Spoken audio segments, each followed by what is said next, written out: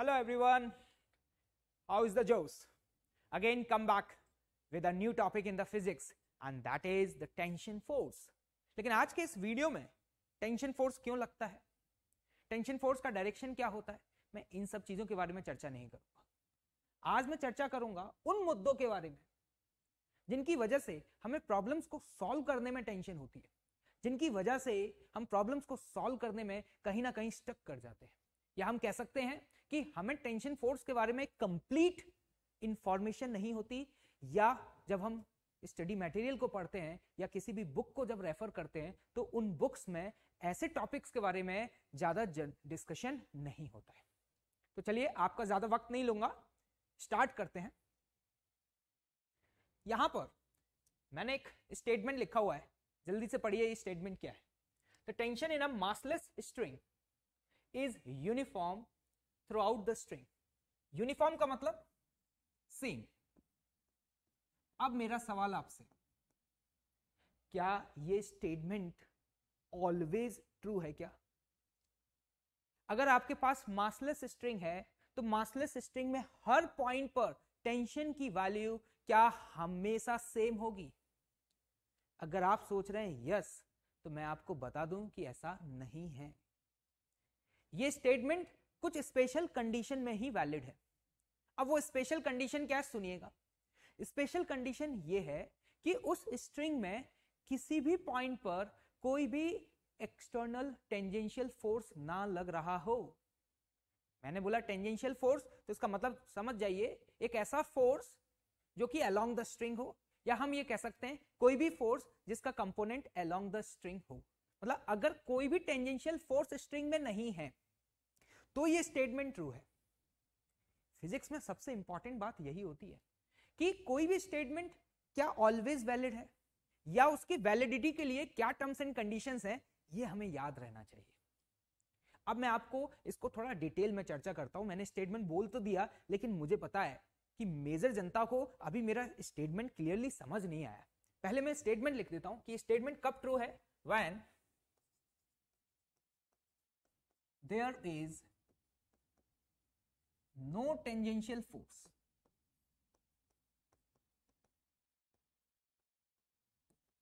in the string। Clear? अब सुनिएगा, tangential force का मतलब क्या हुआ? टेंजेंशियल फोर्स का मतलब है a force along the string, एक ऐसा फोर्स जो स्ट्रिंग के along लग रहा। मतलब अगर कोई भी टेंजेंशियल फोर्स नहीं है तो ये स्टेटमेंट सही है, और अगर टेंजेंशियल फोर्स आ गया तो ये स्टेटमेंट सही नहीं है।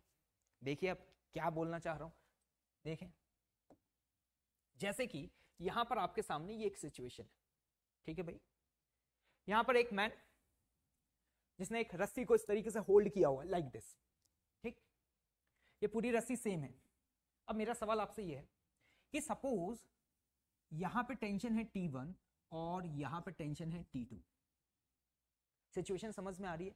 ये एक जनाब जो रस्सी को पकड़ के इस तरीके से होल्ड करके रखा हुआ है, और सपोज मान लेते हैं कि रेस्ट पर है, ठीक है। अब मेरा सवाल सुनिएगा, क्या जहां पर इसने रस्सी को होल्ड करके रखा हुआ है उसके अपर वाले पोर्शन में और उसके लोअर वाले पोर्शन में, इन दोनों पोर्शन में टेंशन की वैल्यू सेम होगी क्या? सवाल, T1 बराबर T2 होगा क्या? तो मैं आपको बता दूं, नहीं होगा। इस सिचुएशन में T1 T2 के बराबर नहीं होगा, क्योंकि जब इस मैन ने इस रस्सी को होल्ड किया है ना, तो इस रस्सी और मैन के हैंड्स के बीच में यहां पर एक फ्रिक्शन फोर्स लग रहा होगा, और वो friction force along the string होगा, जिसकी वजह से अपर और लोअर पोर्शन में यहां पर टेंशन की वैल्यू सेम नहीं होगी। फ्रिक्शन, हाँ भाई। आप ये सोचिए कि मैन उस रस्सी को अगर होल्ड किया हुआ है तो रोप और मैन के हैंड्स के बीच में यहां फ्रिक्शन फोर्स है। ये क्या बोल दिया, सुनिएगा। जैसे कि अब मैं आपको इसे डिटेल में एक्सप्लेन करता हूं। मैं यहां पर सिर्फ उस पोर्शन को कंसीडर करना चाह रहा हूं जिस पोर्शन में मैन ने इस रस्सी को होल्ड किया हुआ है, और उसका फ्री बॉडी डायग्राम बनाते हैं। जैसे कि इस पोर्शन को अगर मैं जूम करके थोड़ा सा बनाऊं तो ये पोर्शन कुछ इस तरीके से है और यहां पर मैन ने इस तरीके से होल्ड किया होगा। तो यहां पर आपको समझ में आ रहा है कि ये जो मैन है ना, अगर आप इसके फ्री बॉडी डायग्राम की बात करेंगे तो इसका नीचे ग्रेविटेशनल फोर्स लग रहा होगा, दैट इज mg। और आपको समझ में आ रहा है कि अगर इसने होल्ड करके रखा हुआ है तो नीचे वाले फोर्स को बैलेंस करने के लिए इस रस्सी के द्वारा एक फोर्स ऊपर लगाया गया होगा। और पता है वो फोर्स क्या होगा? यहां पे लगने वाला फ्रिक्शन फोर्स। मतलब अगर मैं सिर्फ इस मैन का फ्री बॉडी डायग्राम बनाऊं ना, तो पता है मैं क्या लिखूंगा यहां पर? सुनिएगा, काफी इंटरेस्टिंग है भाई। मैं कहूंगा कि भैया नीचे लग रहा है ग्रेविटेशनल फोर्स, और आपने कहा कि भैया रेस्ट पर है, तो इस पर नेट फोर्स 0 होना चाहिए। और नेट फोर्स 0 होने के लिए यहां पर रोप के द्वारा इसके ऊपर लग रहा है एक फ्रिक्शन फोर्स, और ये वाला फोर्स इसके ग्रेविटेशनल फोर्स को इस समय बैलेंस कर रहा होगा। अब देखिएगा ध्यान से, यहां पर ये तो मैंने फ्री बॉडी डायग्राम किसका बनाया? इस मैन का। अब मैं रस्सी के उस छोटे से पोर्शन का फ्री बॉडी डायग्राम बना लेता हूं जिसको मैन ने होल्ड किया हुआ है, इस पोर्शन। अब यहां पर ऊपर वाले पोर्शन में आपने बोला टेंशन है T1, यस। नीचे वाले पोर्शन में आपने बोला टेंशन है T2। ये समझ में आया ये फोर्सेस क्या है? अरे रस्सी का ये वाला हिस्सा रस्सी के ऊपर वाले हिस्से के कांटेक्ट में है या नहीं है? तो ऊपर वाली रस्सी इस हिस्से पर कितना फोर्स लगा रही है? T1, clear. सिमिलरली नीचे वाला हिस्सा कितना फोर्स लगा रहा है? T2। और कोई फोर्स है क्या इधर? हाँ भाई, जब मैन के ऊपर रोप ने फ्रिक्शन फोर्स ऊपर की तरफ लगाया तो Newton's third law, action and reaction pair, इस मैन ने रस्सी के ऊपर भी तो एक फोर्स डाउनवर्ड डायरेक्शन में लगाया ना भाई, दैट इज फ्रिक्शन। ये है वो पोर्शन जिसको मैन ने किया हुआ है भाई, होल्ड किया हुआ है। क्लियर है मेरी बात? यहां तक समझ में आया? ये फ्रिक्शन फोर्स भी इस रोप पे लग रहा होगा डाउनवर्ड डायरेक्शन में। अब आप इस रोप का फ्री बॉडी डायग्राम बनाइए, मुझे बताइए ऊपर के डायरेक्शन में क्या फोर्स है? T1। डाउनवर्ड डायरेक्शन में क्या फोर्स है? T2 and friction. क्या और कोई फोर्स है भाई? और ये बराबर आप क्या लिखेंगे? M into a. जैसा कि शुरुआत में ही बता दिया था कि we are talking about the massless string. अगर हम मासलेस स्ट्रिंग की बात कर रहे हैं तो मैं ये कहूंगा भैया मास तो 0 हो, और अगर मास 0 है तो आपको यहां देख करके समझ में आ रहा होगा कि ये जो टेंशन का डिफरेंस है ना, T1 माइनस T2, ये जो डिफरेंस आपने कैलकुलेट किया ना, ये पता है किसके बराबर है? Fr के बराबर है, and that is the friction force.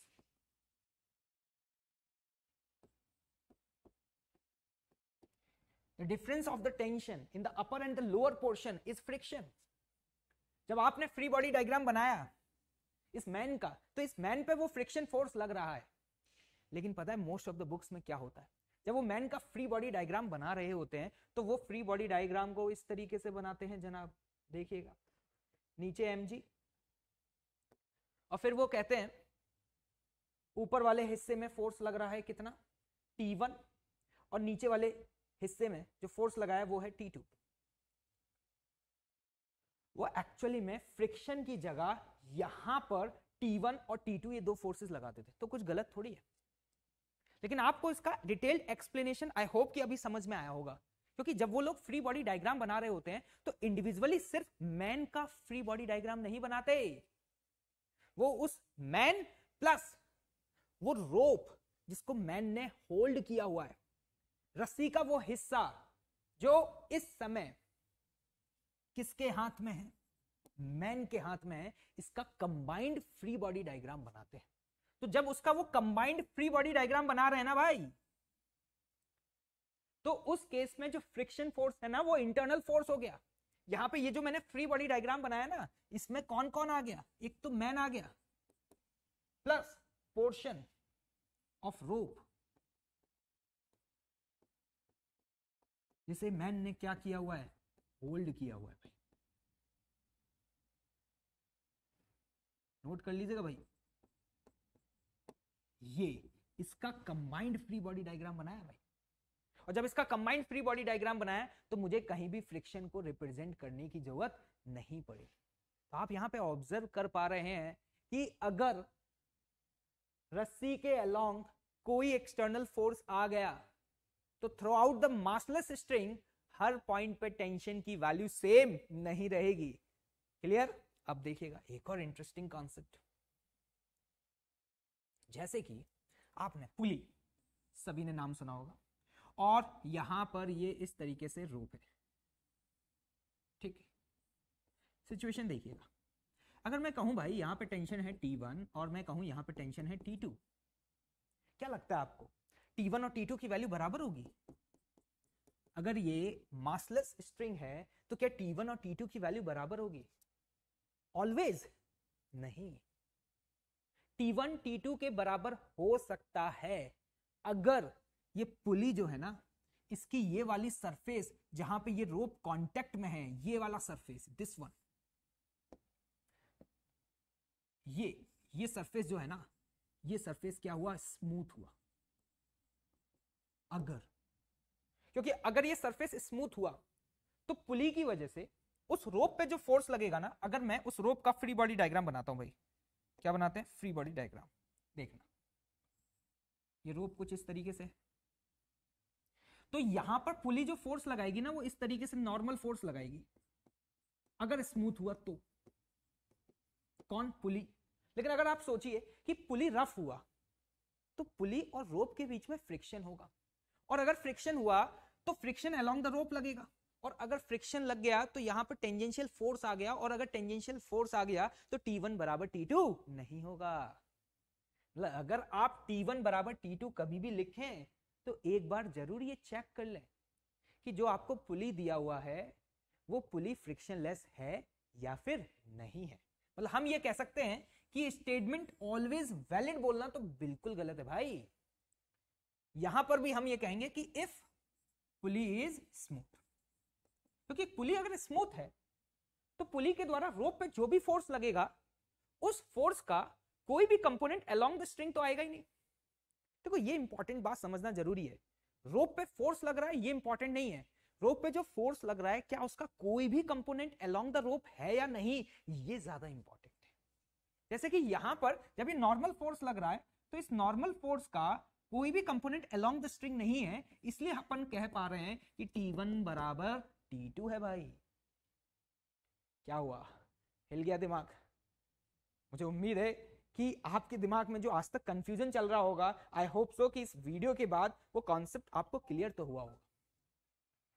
ठीक, अब कॉन्सेप्ट अगर क्लियर हो गया है तो जब तक हम क्वेश्चंस की प्रैक्टिस नहीं करते ना, तब तक हम उन कॉन्सेप्ट्स को डाइजेस्ट नहीं कर पाते। तो मैं यहां पर टेंशन फोर्स पे कुछ ऐसे प्रॉब्लम्स डिस्कशन करने जा रहा हूं जहां पर कुछ स्टूडेंट्स को अलग अलग तरीके के चैलेंजेस फेस होते हैं। तो तैयार हैं आप लोग? कुछ क्वेश्चंस की प्रैक्टिस करते हैं। ओके। ओहो हो, क्वेश्चन ऑलरेडी भाई आपके सामने स्क्रीन पे लिखा हुआ है, please read the question. Question क्या है देखिए, यहां पर देयर इज अ ब्लॉक, इस ब्लॉक का मास आपको 2 kg दिया हुआ है, और there is a sleeve. Sleeve मतलब आप समझ सकते हैं एक मोती टाइप का होता है ना, इस तरीके से उसमें से एक वायर निकल रहा है लाइक दिस, और इस स्लीव का जो मास दिया हुआ है ना that is 1 kg। Okay great. और क्या इंफॉर्मेशन है जरा देखिए ध्यान से, sleeve slides down the string with an acceleration of 5 meter per second square with respect to the string।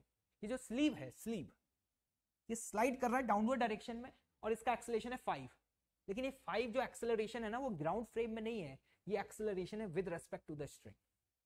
जब भी इस तरीके के कॉन्सेप्ट्स आते हैं ना कि with respect to the string, with respect to the this block, with respect to this man, most of the students तो वहीं पे गिव अप करना शुरू कर देते हैं, क्योंकि जैसे ही रिलेटिव के कॉन्सेप्ट्स एंटर होते हैं ना हमें लगता है ओहो अब हम कैसे सॉल्व करें।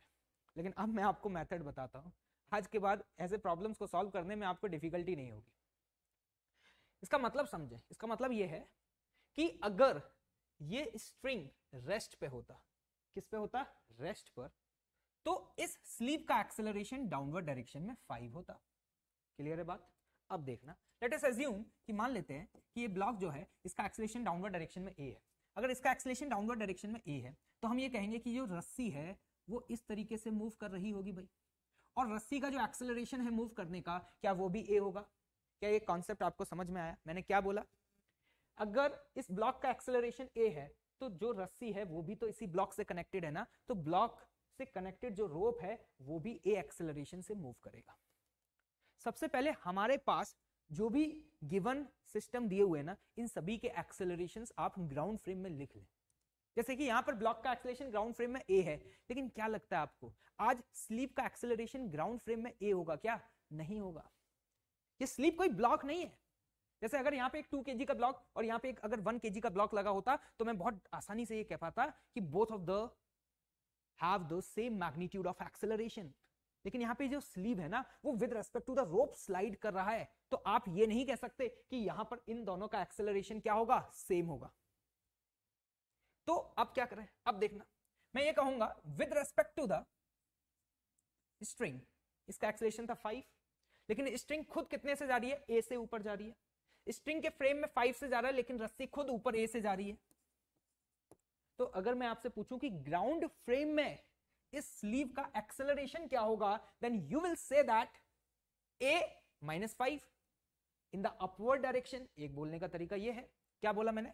a -5 इन अपवर्ड डायरेक्शन, या फिर दूसरा तरीका ये है 5 - a, 5 - a in the downward direction. Clear है मेरी बात? चलिए अब आगे बढ़ते हैं। यहां पर मान लीजिए कि टेंशन की वैल्यू है t। क्वेश्चन में कुछ भी मेंशन नहीं है, आपको यही मान करके चलना है आपकी पुली आइडियल है, उसकी सरफेस स्मूथ है, तो both of the side tension की वैल्यू क्या होगी? सेम होगी। क्लियर है मेरी बात? ओके जनाब, आगे बढ़ते हैं। चलिए अब 2 kg का अगर मैं फ्री बॉडी डायग्राम बनाना चाहूं तो एक बात बताइएगा, अगर इस 2 kg का फ्री बॉडी डायग्राम बनाते हैं तो टेंशन ऊपर, ग्रेविटेशनल फोर्स 2g नीचे और एक्सेलरेशन डाउनवर्ड डायरेक्शन में हमने क्या लिया भाई? a। तो बताइए आप इसके लिए इक्वेशन क्या लिखेंगे? एक्सेलरेशन के डायरेक्शन में जो फोर्स है that is 2g, that is 20 minus t is equals to 2 into a, and this should be equation number 1। अब आते हैं स्लीप पर। मैंने जैसा कि थोड़ी देर पहले आपको एक कॉन्सेप्ट समझाया था, जब हम स्लीप का फ्री बॉडी डायग्राम बनाएंगे तो एक्चुअली में स्लीव के ऊपर ये जो रोप जो फोर्स लगा रही है वो फ्रिक्शन फोर्स है।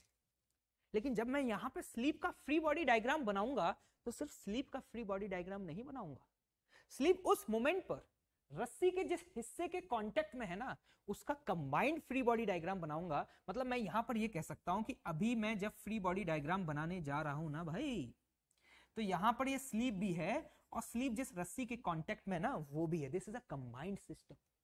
ऐसा करने से क्या फायदा होता है? आपस में एक दूसरे के ऊपर जो फ्रिक्शन फोर्स लगा रहे हैं उसे रिप्रेजेंट करने की जरूरत नहीं पड़ती। मैं डायरेक्टली यहां पे बोल सकता हूं कि इसके ऊपर वाले पोर्शन में टेंशन है T, और अगर मैं नीचे वाले पोर्शन में आपसे चर्चा करूं ना तो आपको देख के समझ में आ रहा होगा कि यहाँ पे नीचे कोई भी ब्लॉक हैंग नहीं कर रहा है, तो डेफिनेटली यहाँ पे टेंशन फोर्स नहीं होगा। तो यहाँ पर अपन कह सकते हैं कि नीचे तो जो टेंशन फोर्स की वैल्यू होगी, सपोज उसको अगर मैं T1 बोलूं तो T1 की वैल्यू क्या होगी? 0।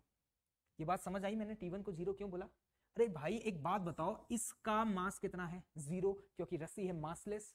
तो अगर मास 0 है तो इस हिस्से पे नीचे कोई भी फोर्स नहीं लग रहा, तो अपन कह सकते हैं यहाँ पे टेंशन की वैल्यू 0 होगी। क्लियर है बात? अब ग्राउंड फ्रेम में इसका एक्सेलरेशन अपवर्ड डायरेक्शन में हमने माना a -5। तो बताइए आप इसके लिए इक्वेशन क्या लिखने वाले हैं? What will be your equation? जल्दी से बताइए। एक्सेलरेशन आपने अपवर्ड डायरेक्शन में माना है तो ऊपर वाला force and that is what? Tension. और कोई फोर्स? अरे भाई mg भी तो लगेगा ना, तो ग्रेविटेशनल फोर्स लगाना मत भूलिएगा, दैट इज 1g। यस और नो? तो यहां पे लिखेंगे t - 1g। I hope so कि क्लियर होगा आपको। 1g को मैं 10 लिख देता हूं भाई, ठीक है? समझ आ रहा है भाई? तो T - mg बराबर आप क्या लिखेंगे? Mass of a sleeve multiplied by the acceleration, and this is your equation number 2। अब आपके लिए सिंपल सी मैथमेटिकल कैलकुलेशंस हैं। आपको समझ में आ रहा है, you have a 2 unknown, tension और एक्सेलरेशन। तो आप यहां से बहुत आसानी से सॉल्व कर सकते हैं। यहां से जैसे कि सेकंड वाली इक्वेशन से टेंशन की वैल्यू कितनी आती है? a + 10। तो यहां से t की वैल्यू इस इक्वेशन में सब्स्टिट्यूट कर देते हैं, तो 20 - a - 10 will be equals to 2a। Yes और नो? तो यहां पर सॉल्व करें तो ये वैल्यू हो गई 10 and 10 is equals to 3a and the acceleration will be the 10/3 metre per second square. ये एक्सेलरेशन आपके पास ब्लॉक का आ चुका है। अगर आपके पास ब्लॉक का एक्सेलरेशन 10/3 आ गया है तो इस वैल्यू का अगर यहाँ पे आप सब्स्टिट्यूट कर देंगे तो आपके पास एक्सेलरेशन ऑफ अ स्लिप भी आ जाएगा। क्लियर है? आई होप सो कॉन्सेप्ट समझ आ गया होगा। तो मैं यहाँ पर कह सकता हूँ कि फर्स्ट पार्ट मेरा सॉल्व हो चुका है। मेरे पास यहाँ से एक्सेलरेशन कितना आ गया बेटा, 10/3 of block in the downward direction. और अगर मैं इसकी बात करूं तो मैंने बोला था a - 5 इन अपवर्ड डायरेक्शन, तो a की वैल्यू कितनी है, 10/3 - 5, यस और नो? तो यहां से ये वैल्यू आई -5/3। तो -5/3 का मतलब क्या हुआ कि स्लीव का एक्सेलरेशन ग्राउंड फ्रेम में डाउनवर्ड डायरेक्शन में होगा 5/3। ओके, आई होप सो ये कॉन्सेप्ट आपको समझ में आ गया होगा। क्लियर है? चलिए now move to the next question. ये देखिए, this is the next question. ओहो, अब तो यहां पर भाई दो लोग हैं। चलिए मान लीजिए this is M1 and this is M2। एक बिल्लू और दूसरा है आपके पास चिंटू। बिल्लू का मास देखिए जरा ध्यान से, M1 30 kg और M2 है आपका चिंटू भाई और उसका मास है सपोज 20 kg। यहां पर ये एक रोप को टच किया हुआ है और M1 जो है वो ऊपर की तरफ मूव कर रहा है with an acceleration of 2 metre per second square, और जो M2 है उसका एक्सेलरेशन है 1 मीटर पर सेकेंड स्क्वायर। लेकिन प्लीज बी केयरफुल, ध्यान से देखिएगा, जो डायरेक्शन है वो डाउनवर्ड डायरेक्शन में है और यहां पर एक ब्लॉक हैंग कर रहा है, उसका मास है 10 kg। ये आपको सिचुएशन देख करके समझ में आ रहा होगा कि रस्सी को होल्ड करके, रस्सी को पकड़ के इस तरीके से ऊपर चढ़ रहे हैं। अब सवाल क्या पूछा गया है वो सुनिएगा। यहां पर सपोज इस पोर्शन में यहां पर टेंशन की वैल्यू है T1, यहां पर टेंशन की वैल्यू है T2 और यहां टेंशन की वैल्यू है T3। Then you have to find the values of T1, T2 and T3। This is the question. आपको ये बात तो समझ आ रही होगी कि थ्रू आउट द स्प्रिंग अभी हर पॉइंट पे टेंशन की वैल्यू सेम नहीं होगी। जहां पर M1 ने रोप को होल्ड किया हुआ है, जिस पॉइंट पे पकड़ा हुआ है, उस पोर्शन के अपर पोर्शन और लोअर पोर्शन में टेंशन की वैल्यूज क्या हैं, अलग अलग। अपर पोर्शन में टेंशन की वैल्यू है T1 और लोअर पोर्शन में टेंशन की वैल्यू है T2।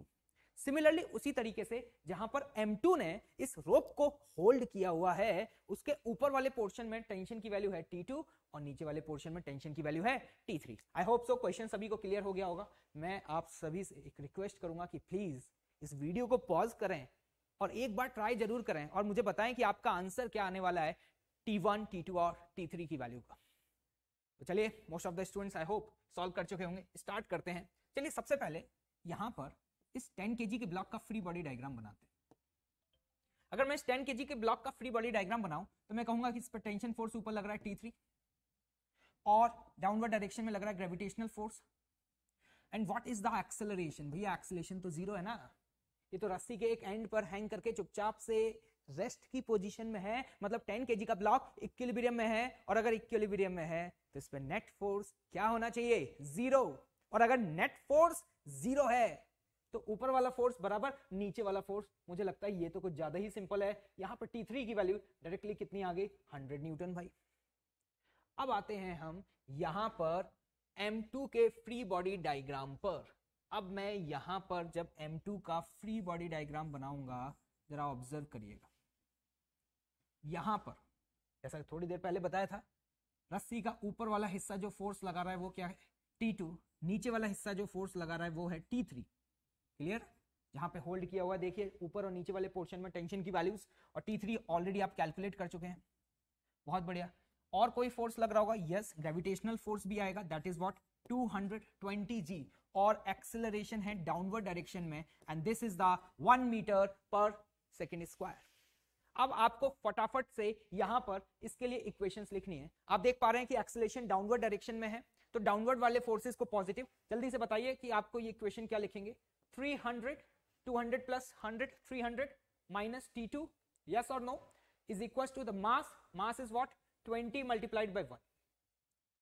तो मुझे लगता है कि हमारे पास यहां पर T2 की वैल्यू भी आ चुकी है and the value of the T2 is 280 Newton.